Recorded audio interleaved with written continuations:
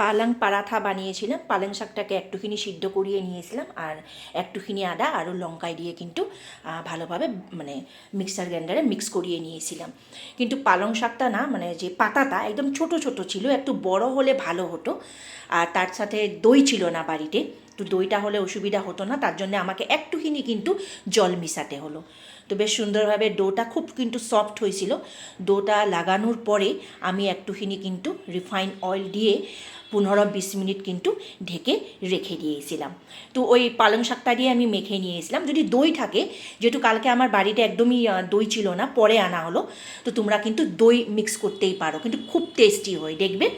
আর পনির ছিল না, তাহলে আমি স্টাফিংয়ে একটুখানি পনির ঢুকিয়ে দিতাম। তো যাকে একদমই সিম্পলি পরাঠাটা বানিয়েছিলাম, কিন্তু খেতে কিন্তু খুবই টেস্টি হয়েছিল আর শরীরের পক্ষেও খুব হেলদি। বাচ্চারা যেহেতু অনেকেই শাক সবজি খেতে চায় না, যারা খায় খুবই ভালো, আর যারা খায় না কিন্তু এরকমভাবে বানিয়ে দিলে কিন্তু খুব ভালো লাগবে।